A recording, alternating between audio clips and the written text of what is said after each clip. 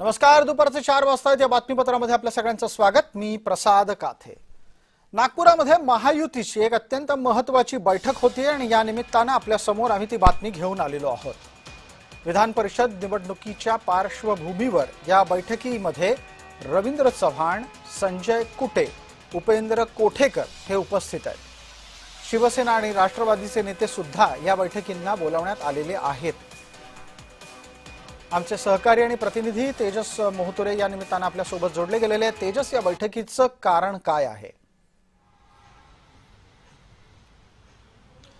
नक्कीच प्रसाद सर, आपण जर बघितलं असेल तर 18 तारखेला जे आहे ती विधान परिषदेची निवडणूक आणि याच पार्श्वभूमीवर जे आहे ते भाजपनी जे आहे ते बैठक बोलवली आणि समन्वय समितीची बैठक जी आहे ती मानावी लागणार आहे. या बैठकीमध्ये बघितलं असेल तर भाजपचे संपूर्ण वरिष्ठ नेते या ठिकाणी उपस्थित होते, आमदार उपस्थित होते, विदर्भातील जे आहेत बहुतांश आमदार या ठिकाणी जे आहेत ते उपस्थित होते.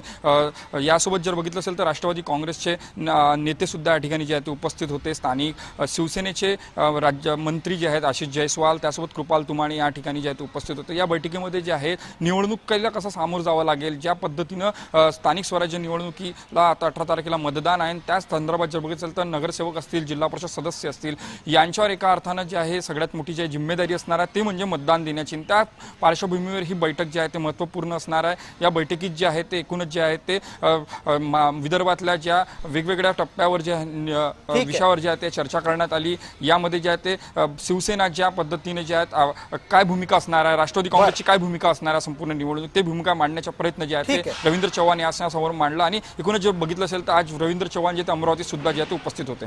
धन्यवाद तेजस या सगळ्या तपशिलासाठी.